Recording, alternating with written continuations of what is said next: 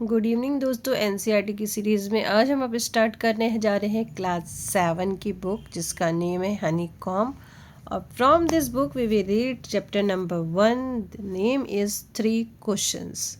ठीक है, अब क्लास 6 हम लोग कंप्लीट कर चुके हैं, क्लास 7 पे आ जा रहे हैं। एनसीईआरटी कंप्लीट करेंगे, 9th 10th इसी तरह से सारी क्वेश्चंस और जो लेसन है उसको रीड करेंगे।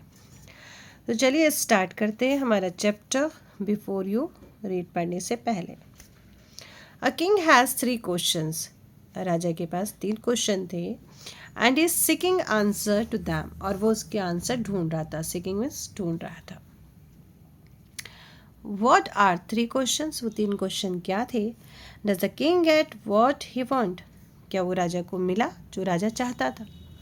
चलिए देखते हैं हमारे 3 question.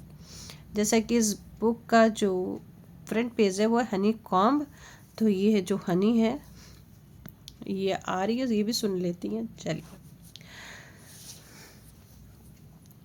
The thought came to a certain king that he would never fail if he knew 3 things. एक बार एक राजा के माइंड में ये विचार आया कि अगर वो 3 बातें जान लेता है तो वो कभी भी फेल नहीं होगा। यदि वो 3 बातें जान लेता है तो कभी भी फेल नहीं होगा अपने लाइफ में, यानी कि कभी भी असफल नहीं होगा। दीज 3 थिंग्स वर, वो 3 चीज़ें क्या थी? What is the right time to begin something, कि किसी भी चीज़ को स्टार्ट करने का सही टाइम क्या है? Which people should he listen to, और कौन से लोगों की बातें सुननी चाहिए? What is the most important things for him to do, और उसके करने के लिए सबसे महत्वपूर्ण जो कार्य है वो क्या है? ठीक है, मतलब राजा को कौन से महत्वपूर्ण काम करने चाहिए? तो ये 3 चीज़ें उसके माइंड में थी, लेकिन उसके आंसर उसको नहीं मिल रहे थे। तो फिर क्या किया राजा ने? द किंग देयरफॉर मतलब इसीलिए, sent messengers throughout his kingdom. Messenger संदेशवाहक, ठीक है। तो राजा ने इसलिए अपने संदेशवाहक, अपने मैसेंजर पूरे राज्य में भेज दिए। ठीक है, थ्रू आउट मतलब पूरे राज्य में, संपूर्ण राज्य में भेज दिए। Promising a large sum of money to anyone who would answer these 3 question, और ये वादा किया कि अगर कोई भी इन 3 क्वेश्चंस के आंसर देगा तो वो उसको बड़ा अमाउंट देंगे, लार्ज सम ऑफ मनी देंगे, बड़ा अमाउंट देंगे उसको उपहार में। फिर क्या हुआ भाई? Many wise men came to the king, बहुत सारे बुद्धिमानी लोग राजा के पास में आए। वाइज मैन मतलब बुद्धिमान। But they all answer this question differently, लेकिन जो सभी के आंसर थे ना वो सब डिफरेंट तरीके थे। किसी का एक आंसर नहीं था कि आंसर मैच कर रहा हो, ऐसा नहीं था। In reply to first question, जो पहला क्वेश्चन था उसका रिप्लाई कुछ वाइज मैन जो आए थे उनमें से किसी एक ने दिया। Some said the king must prepare a time table, किसी ने कहा कि राजा को क्या करना चाहिए, अपना एक टाइम टेबल प्रिपेयर कर लेना चाहिए, अपना बना लेना चाहिए। And then follow it strictly, और फिर उसको स्ट्रिक्टली फॉलो करना चाहिए, यानी कि उसको उसका कठोरता से पालन करना चाहिए। ओनली इन दिस वे, केवल इसी तरीके से, ठीक है, केवल इसी तरीके से ये हो सकता है। They said could he do everything at its proper time, और इससे वो क्या करेंगे, अपना जो काम है वो एक सही समय पर कर सकेंगे अगर राजा ने अपना टाइम टेबल बना लिया तो। Other said that it was impossible to decide in advance the right time for doing something, और जो दूसरे जो बुद्धिमान लोग थे वो कह रहे कि किसी भी कार्य को करने के लिए, यानी किसी भी काम को करने के लिए कौन सा समय सही है ये पहले से पता लगा लेना, दिस इज इम्पॉसिबल, ये तो इम्पॉसिबल है। The king should notice all was going on, ठीक है, ये तो राजा को देखना चाहिए, ये तो राजा को नोटिस करना चाहिए कि कौन सा काम हो रहा है। अवॉइड फुलिश प्रेजर, और उन्हें हमेशा राजा को क्या करना चाहिए, फुलिश जो प्लेजर यानी कि जो उसकी चापलूसी करते हैं उससे बचना चाहिए। तो ये तो राजा का काम है। And always do whatever seem necessary at that time, और वही करना चाहिए जो उस समय जरूरी हो, उस समय जो आवश्यक हो वही करना चाहिए। Yet other said that the king needed a council of wise man who would help him at the proper time, और कुछ लोगों ने कहा कि इनको राजा को एक काउंसिल बना लेनी चाहिए जो राजा को क्या देंगे, सलाह देंगे कि भाई कौन सा जो काम है वो प्रॉपर टाइम पे करना चाहिए। कि कौन सा काम राजा को सही समय पे करना चाहिए। तो काउंसिल क्या होगा, यहाँ पे देखिए बट मीनिंग लिखा है, a group of people chosen to give advice और द मार्क मेक्स रूल, ठीक है, जो सलाह देते हैं और जो कानून बनाने में राजा की हेल्प करते हैं। तो ऐसे लोगों को रखना चाहिए ताकि वो बता सकें कि इनको भाई कौन सा काम समय पे करना चाहिए। This is because one man would find it impossible to decide correctly, क्योंकि एक व्यक्ति के लिए यह इम्पॉसिबल होगा कि वो हर एक काम के लिए उचित समय का यानी सही समय का डिसाइड करे। तो इसके लिए तो क्या चाहिए, द राइट, दूसरों की हेल्प चाहिए।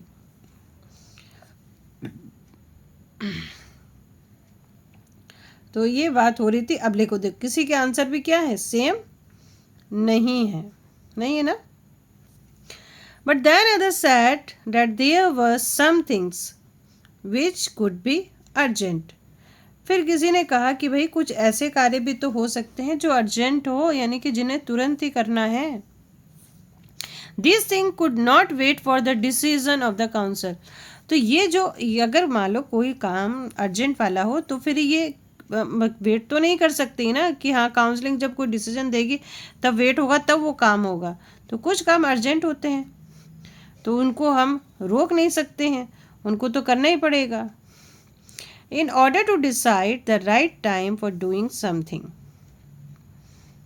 ओके, तो किसी भी काम को करने के लिए राइट टाइम का जो चीज़ें हैं उनको फ्यूचर में देखने की आवश्यकता होती है। यानी कि फ्यूचर में क्या होगा उसको अगर आपको देखना है तो आप फ्यूचर में जाके देखो। And only magician could do that, और ऐसा तो केवल कोई मैजिशियन ही कर सकता है, कोई जादूगर ही कर सकता है जो आपको फ्यूचर बता सकता है कि हाँ कौन सा काम जरूरी है कौन सा काम जरूरी नहीं है। तो ये कौन बता सकता है, एक जादूगर बता सकता है। The king therefore would have to go a magician, तो इसलिए राजा को तो जादूगरों के पास जाना पड़ेगा।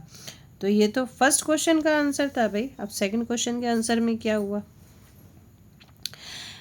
इन their answer to the second question, अब जो सेकंड क्वेश्चन था उसका आंसर इस प्रकार था, some said the people most necessary to the king were his counselling.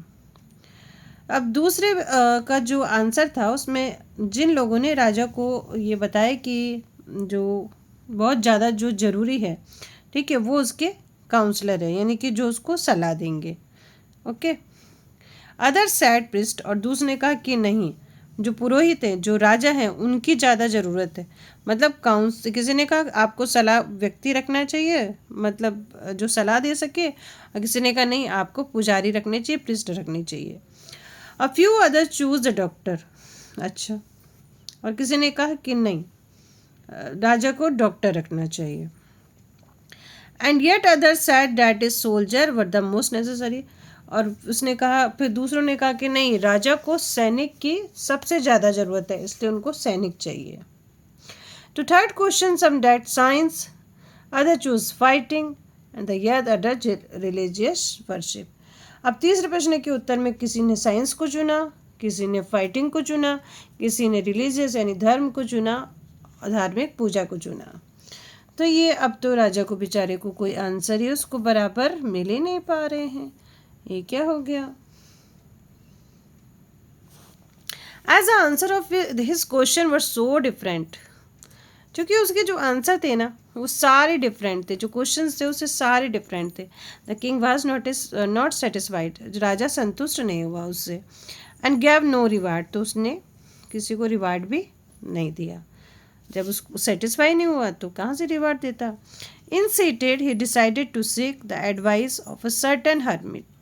फिर उसने इसके बजाय उसने ये डिसाइड किया कि अब वो इन ये जो उसके जो क्वेश्चंस हैं उसके आंसर ढूंढने के लिए वो एक हर्मिट के पास जाएगा। ठीक है, किसके पास जाएगा? एक हर्मिट के पास जाएगा, मतलब उनकी वो एडवाइस लेगा। Who was widely known for his kingdom, जो अपनी बुद्धिमानी के लिए वो दूर दूर तक जाने जाते हैं। कौन? सन्यासी। The hermit lived in a would which he never left. जो हर्मिट थे वो एक जंगल में रहते थे और उन्होंने इस जंगल को कभी नहीं छोड़ा था, वो वहीं पे रहते थे। He saw no one but simple people and so the king put on ordinary clothes.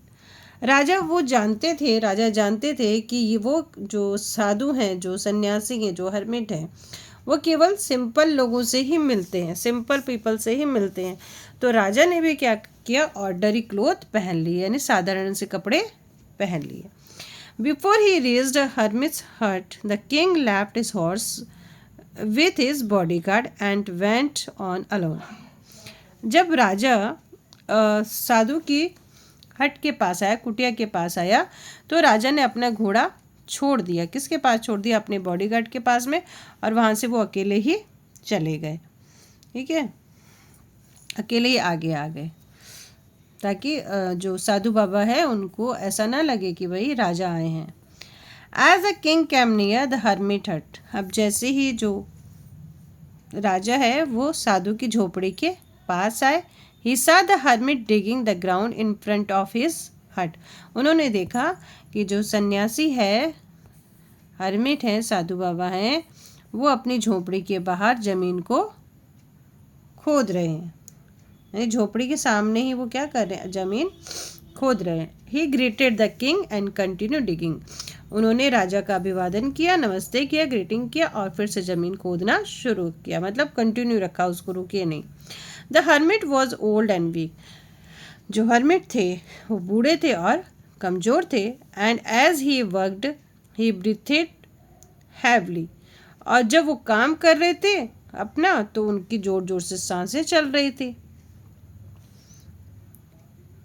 तब उनकी सांसें क्या हो रही थी? ज़ोर ज़ोर से चलने लगी। The king went up to the hermit and said. राजा सन्यासी के पास गए एंड सैड, और बोला, I have come to you. मैं आपके पास आया हूँ, मैं आपके पास आया हूँ। Wise hermit to ask you to answer 3 question. हो हे बुद्धिमान सन्यासी, मैं आपके पास अब मैं अपने इस 3 प्रश्नों के उत्तर जानने आया हूँ। How can I learn to do the right things at the right time. मैं ये जानना चाहता हूँ कि सही वक्त पर सही काम कैसे जाना जा सकता है, कि हाँ ये काम ज़रूरी है, ये काम ज़रूरी नहीं है, तो ये कैसे फाइंड आउट हो। Who are the people I need most. और ये ऐसे वो लोग कौन हैं जिसकी मुझे बहुत ज़्यादा ज़रूरत है। And what affair are most important. और ऐसा कौन सा काम है जो बहुत ही ज़रूरी है। The hermit listen to the king. सन्यासी ने राजा को सुना, बट डिड नॉट स्पीक, लेकिन कुछ बोला नहीं है। ही वेंट ऑन डिगिंग, बस वो खोदता रहा अपनी ज़मीन को। You are tried said the king. You are tired said the king. राजा ने कहा, आप थक गए होंगे, आप थक गए होंगे। Let me take the spade and work in your place. उसने कहा कि ये अपना फावड़ा मुझे दे दीजिए, मैं आपकी जगह काम करूँगा। Thanks said the hermit.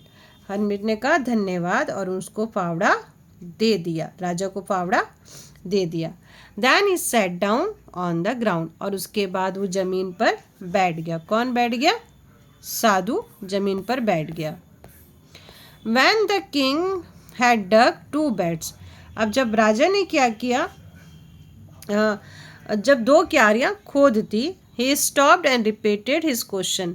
फिर जब खोद दिया फिर उसके बाद रुका और फिर से वही क्वेश्चंस रिपीट किए कि प्लीज़ मुझे इसका आंसर बताइए। The hermit gave no answer but stood up. राजा ने सन्यासी ने कोई उत्तर नहीं दिया, बस वो केवल खड़ा हो गया। Scratching out his hand for the spread and said now you rest and let me work. और उसने अपना हाथ फावड़े के लिए फैला दिया आगे। उसने कहा मुझे ये दे दो और तुम जाओ और आराम करने दो, मुझे काम करने दो। But the king did not give him the spade and continue the dig. लेकिन राजा ने फावड़ा उसको नहीं दिया और कंटिन्यू खुदाई जारी रखी। 1 hour passed, 1 घंटा बीत गया। देन अनादर, फिर दूसरा घंटा भी बीत गया। The sun went down behind the tree, और सूरज भी पेड़ों के पीछे चला गया। At last the king stuck the spade into the ground and said, और उसके बाद राजा ने क्या किया, फावड़े को जमीन में अटका दिया, छोड़ दिया वहां पे, और फिर बोला एंड सेड, फिर बोला I came to you wise man for an answer to my questions. उसने कहा हे बुद्धिमान सन्यासी, मैं अपने प्रश्नों के उत्तर जानने के लिए आपके पास आया हूँ। Tell me so and I will return home. आप क्या करें, मेरे प्रश्नों के उत्तर दे दें और ताकि मैं अपने घर लौट सकूं। Here's come someone running said the hermit. Hermit ने कहा देखिए यहाँ कोई दौड़ता हुआ आ रहा है। अब ये सेकंड पार्ट शुरू हो गया। ठीक है, सन्यासी ने कहा देखिए राजा को कि कोई आ रहा है। द किंग टर्न अराउंड, राजा पीछे घूमा and saw a beard man running toward them, और देखा कि एक दाढ़ी वाला व्यक्ति उनकी तरफ आ रहा है। हिज हैंड वर प्रेस्ड अगेंस्ट हिज स्टमक, और उसने अपना हाथ अपने पेट पर रखे हुए था, यानी कि पेट को उसने दबा के रखा था। From which blood was flowing, जिससे कि जहाँ से कि ब्लड बह रहा था, खून बह रहा था उसके पेट से। When he reached the king, he fainted. जब वो राजा तक पहुंचा तो बेहोश हो गया and fell to the ground, और जमीन पर गिर गया। The king and the hermit removed the man's cloth. राजा ने और उस हर्मिट ने उस आदमी के जो कपड़े थे वो रिमूव किए, उसको हटाया and found a large wound in his stomach, और देखा कि उसके पेट में बड़ा सा घाव था। The king washed and covered it with his handkerchief. राजा ने अपना जो रुमाल था, जो कपड़ा था शायद वो बांध के, उससे क्या किया, उसके घाव को साफ किया, धोया और फिर अपने ही रुमाल से उसको कवर कर दिया। But the blood would not stop flowing, लेकिन जो खून बहना था वो तो बंद ही नहीं हुआ। The king redressed and wound until at last bleeding stop, और राजा ने बार बार उसका जो हैंकरचीफ था बार बार चेंज किया, रीड्रेस्ट करता गया जब तक कि खून रुक नहीं गया। The man left better and asked for something to drink. जब उस आदमी को जिसका ब्लड बह रहा था कुछ आराम हुआ तो उसने पीने के लिए पानी मांगा, बोला मैं प्यासा हूँ, पानी दे दो। The king brought fresh water and gave it to him. राजा उस पीने के लिए पानी लाया और उसको दे दिया। By this time the sun had set and the air was cool. और अब तक क्या हुआ था, जो सूरज है वो डूब चुका था और ठंडी हवा बह रही थी। The king with the hermit help carried and wounded man into the hut and laid him on the bed. राजा और सन्यासी ने उस घायल व्यक्ति की सहायता की, उसको झोपड़ी में ले आया और उसको बिस्तर पर लेटा दिया। The man closed his eyes and lay quiet. उस व्यक्ति ने अपनी आंखें बंद कर ली और शांति से सो गया। The king tried by his work and the work he had done. अब वो तो सो गया और राजा ने क्या किया, अपना पैदल चलना और अपने काम से पूरी तरह से थक गया था, क्योंकि आज राजा ने बहुत काम किया, पैदल भी चला और काम भी किया, तो वो पूरा थक गया था। Lay down on the floor and slept through the night. और वो भी थक गया और वहीं पे फर्श पे ही लेट गया और रात भर सोता रहा। When he awoke, फिर जब वो उठा, it was several minutes before he could remember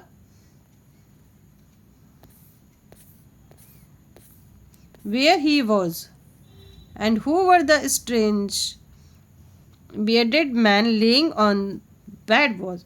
और जब वो उठा तो वो याद कर रहा था कि वो कहाँ था और ये बिस्तर पे लेटा हुआ दाढ़ी वाला आदमी कौन हुआ, कौन था ये, कौन है ये। अब राजा को तो समझ में आया ही नहीं, क्योंकि भाई अचानक सोया ना वो दूसरे के घर पे, उसको नहीं समझ में आया। Forgive me, said the bearded man in a weak voice. बड़ी धीमी आवाज में और कमजोर आवाज में उस आदमी ने कहा, दाढ़ी वाले आदमी ने, मुझे क्षमा कर दो। When he saw that the king was awake, जब उसने देखा कि जो राजा है वो उठ चुका है, जाग चुका है, तो उसने कहा कि मुझे क्षमा कर दो। I don't know you and have nothing to forgive for you for, said the king. है ना, राजा ने कहा कि मैं तो आपको आप मुझे नहीं जानते। सॉरी, राजा ने कहा मैं तुमको नहीं जानता हूँ और किस बात के लिए क्षमा करूँ, मैं तो ये भी नहीं जानता। मैं तो नहीं जानता भाई तुम कौन और मुझसे क्यों क्षमा मांग रहे हो, क्यों माफ़ी मांग रहे हो मुझसे। यू डोंट नो मी, आप मुझे नहीं जानते। बट आई नो यू, लेकिन मैं आपको जानता हूँ।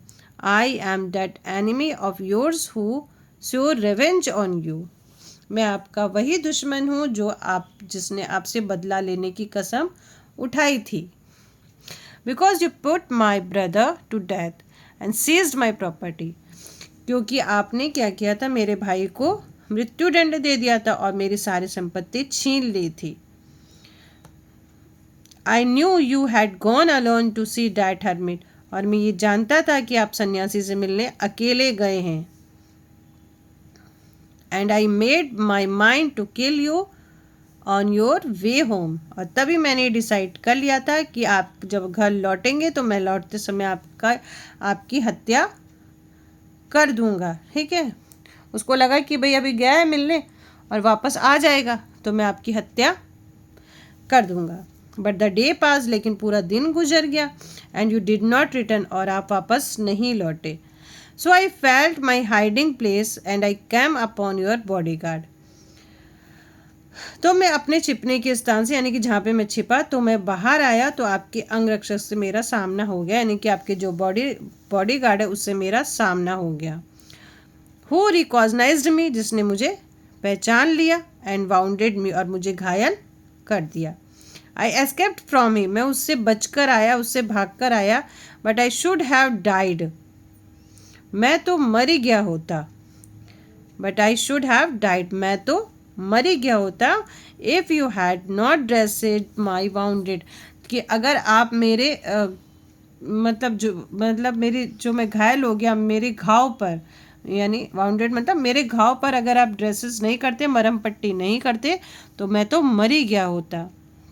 आई विश टू किल यू, मैं तो आपको मारना चाहता था। And you have saved my life, लेकिन आपने मेरा जीवन बचा लिया।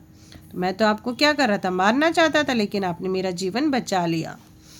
नाउ इफ आई लिव, ठीक है, यदि मैं जीवित रहा, I will serve you as your most faithful servant, तो मैं आपका एकदम फेथफुल सर्वेंट होकर आपकी सेवा करूँगा। अगर मैं जीवित रहा तो मैं आपकी क्या करूँगा, हाँ, एक सर्वेंट बनकर मैं आपकी सेवा करूँगा, फेथफुल सर्वेंट बनूँगा। And will order my son to do the same forgive me, और मैं अपने बेटों को भी ऐसा ही करने का आदेश दूंगा, उनको भी यही ऑर्डर दूंगा, प्लीज़ मुझे क्षमा कर दो। ठीक है, मुझे क्षमा कर दो। The king was very happy to have made peace with his enemy so easily, अब राजा तो बहुत खुश हो गया कि अपने एनिमी से इतनी आसानी से, कितनी ईजली क्या हो गई, सुलह हो गई, है ना, शांति हो गई, आपस में समझौता हो गया। And to have won him over as a friend, और उसको एक मित्र के रूप में, उसका जो दुश्मन था वो मिल गया, यानी कि एक दोस्त के रूप में वो उसको मिल गया, दोनों की दोस्ती सी हो गई। और इससे राजा बहुत खुश हो गया। He not only forgive him, but said he would send his servant and his own doctor to look after him. और फिर राजा ने केवल उसे माफ़ ही नहीं किया बल्कि ये भी कहा कि अपने जो सर्वेंट थे और जो उसके डॉक्टर थे उसकी देखभाल के लिए उसे भेजेगा। And he promise to give back the man his property, और ये भी कहा कि मैंने आपकी जो प्रॉपर्टी छीनी है, आपके भाई की जो प्रॉपर्टी छीनी है, मैं आपकी वापस कर दूंगा। ठीक है, आपकी संपत्ति जो है वो वापस लौट कर दी जाएगी। तो राजा बहुत खुश हो गया और उसने कहा संपत्ति का क्या करना है, संपत्ति इसकी वापस दे देंगे। ठीक है, तो लिविंग द वाउंडेड मैन, अब वो घायल व्यक्ति को छोड़कर the king went out of the hut, झोपड़ी से बाहर आया and looked around the hermit, और फिर सन्यासी को तलाशने लगा, ढूंढने लगा। Before going away he wished once more to get answer of his question, और जाने से पहले राजा फिर एक बार अपने प्रश्नों के उत्तर चाहना चाहता था, इसलिए वो राजा जो हर्मिट था उसको ढूंढ रहा था। The hermit was on his knees sowing seed in the beds that had been dug the day before. और जो सन्यासी देखा तो सन्यासी अपने घुटनों के बल झुक कर वो जो क्यारियाँ कल जो खोदी गई थी उनके अंदर बीज डाल रहे थे। The king went up to hermit. राजा सन्यासी के पास गए and said, और कहा, For the last time I beg you to answer my question, wise man. ये बुद्धिमान व्यक्ति, मैं आपसे लास्ट बार निवेदन करता हूँ, प्लीज मुझे मेरे क्वेश्चन के आंसर दे दीजिए। You have already been answer, तुम्हें तो आंसर मिल चुके हैं। Said the hermit till bending down to the ground. अब ग्राउंड पर झुकते हुए सन्यासी ने कहा, राजा तुम्हें तो अपने आंसर मिल चुके हैं। And looking up at the king as he stood before him, और तो राजा ने उसकी तरफ देखते हुए कहा, और राजा उसके सामने खड़ा हुआ था। How have I been answered, what do you mean, क्या मतलब है आपका, मेरे प्रश्नों के उत्तर कैसे दे दिया आपने। डू यू नोट सी, क्या आपको समझ नहीं आ रहा, रिप्लाइड द हर्मिट, हर्मिट ने कहा कि आपको समझ में नहीं आ रहा है कि आपके आंसर कैसे मिल गए। If you had not pitted my weakness yesterday, यदि कल आप मेरी कमजोरी पर दया ना करते, पिटेड मतलब दया ना करते, pitied, and had not dug these beds for me, और ये क्यारी अगर आपने मेरे लिए यहाँ पे ना खोदी होती, you would have gone away, और आप जा चुके होते, then that man would have attack you, तो वो व्यक्ति आप पर आक्रमण कर चुका होता। And you would have wished you had stay with him, और आप सोचते कि आप सन्यासी के साथ क्यों नहीं रुके रहे, है ना, अगर वो हमला कर देता। So the most important time was when you were digging bed, तो सबसे पहला तो ये था कि समय वो था कि जब इम्पॉर्टेंट टाइम वो था कि जब आपने ये जो क्यारियाँ थी ना इसको आपने खोदी। ठीक है, तो सबसे इम्पॉर्टेंट टाइम तो वो था। And I was the most important man and to do me good was you most important business, और वो व्यक्ति मैं था जिसकी मुझे आपकी बहुत ज़्यादा ज़रूरत थी, यानी कि मैं महत्वपूर्ण व्यक्ति था, मेरे लिए आपको काम करना था, तो ये सबसे ज़रूरी काम था, यानी कि मेरी हेल्प करना, तो मैं इम्पॉर्टेंट व्यक्ति था जिसके लिए आपको काम करना था। Afterward when the man run to us, और बाद में जब वो व्यक्ति हमारे पास दौड़ता हुआ आया, ठीक है, द मोस्ट इम्पॉर्टेंट टाइम, तो सबसे महत्वपूर्ण टाइम वो था when you were caring for him, जब आपने उसकी देखभाल की। Because if you had not dressed his bounded, यदि आप उसके जो घाव की मरहम पट्टी ना करते, he would have died without having made peace with you, तो फिर वो बिना आपसे पीस मतलब शांति से समझौता किए बिना ही वो आपसे मर जाता, वो यानी कि आपकी उसकी बातचीत ऐसी ही नहीं होती, आपको पता भी नहीं चलता कि वो आपका कौन था। दोस्त दुश्मन था फिर दोस्त बन गया, है ना।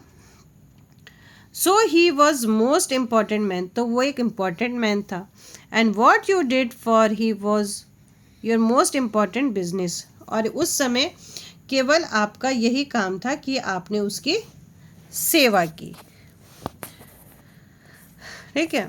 Remember than there is only one time that is important and that time is now, ठीक है। तो अब याद रखिए केवल एक समय ही इम्पॉर्टेंट होता है, वह समय है नाउ। नाउ मतलब अभी, प्रेजेंट, यानी जो प्रेजेंट है, जो वर्तमान है, वही इम्पॉर्टेंट टाइम है। It is the most important time because it is the only time we have any power to act, और ये सबसे महत्वपूर्ण टाइम होता है क्योंकि ये वही टाइम है जिसमें हमको हमारे में अंदर कुछ करने की क्षमता होती है। For no one know what will happen in future, ये कोई नहीं जानता है कि फ्यूचर में क्या होने वाला है। कोई जानता है? हाँ, कोई नहीं जानता ना कि फ्यूचर में क्या होगा। And whether we will meet anyone else, ये कोई नहीं जानता कि फ्यूचर में क्या होगा और आप किसी से मिल पाएंगे या नहीं मिल पाएंगे, ये भी कोई नहीं जानता। The most important business is to do that the person good, सबसे पहले ये है कि हम उस व्यक्ति का भला करें, ठीक है, जिसको हमारी ज़रूरत है। Because we were sent into this world for that purpose alone, क्योंकि केवल इसी उद्देश्य के लिए हमें धरती पर भेजा गया, इस संसार पर भेजा गया है।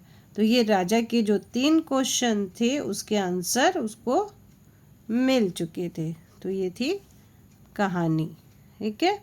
तो इसके बाद आपकी इसमें एक छोटी सी पोयम है,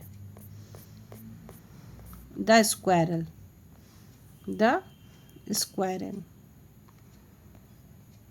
स्क्वायरल जानते हैं आप, गिलहरी होती है। You may have seen the squirrel sitting on the ground and eating a nut, क्या आपने देखा ही होगा गिलहरी को ग्राउंड पे नट खाते हुए। कुछ भी खा लेती हूँ, बड़ी अच्छी लगती है गिलहरी। What did it look like, ये किस तरह की दिखती है। Here is a poet description of just such squirrel. चलिए यहाँ पे एक छोटी सी पोयम है। He wore a question mark for tail, इसने ये देखो ये क्वेश्चन मार्क की जैसे एक टेल पहन रखी है, यानी कि इसकी पूंछ कैसी है, क्वेश्चन मार्क की जैसी है। And overcoat of grey, और इसकी जो ओवर कोट है यानी कि इसके जो बाल हैं वो कैसे हैं, ग्रे हैं। He sat up straight to eat a nut, और ये सीधी बैठ जाती है, नट खाने के लिए ये सीधी बैठ जाती है। जब आप देखते हो ना इसकी खाने की पोजीशन कैसी होती है। He like to teach and play, ये लोगों के साथ खेलना पसंद करती है और उनको चिढ़ाना पसंद करती है। चिढ़ाना कैसे, मतलब जब हम इसको पकड़ते हैं तो क्या करती है, भाग जाती है ना। And if we run around history, जब हम इसके पेड़ के चारों तरफ जाते हैं इसको पकड़ने के लिए, ये वैंड द अदर वे, तो ये दूसरी तरफ चली जाती है, बहुत तेज़ी से भागती है ना गिलहरी। और चलिए हमारा ये जो चैप्टर है ये फिनिश हो गया। कल न्यू चैप्टर के साथ, तब तक के लिए बाय बाय, टेक केयर, फिर मिलते हैं।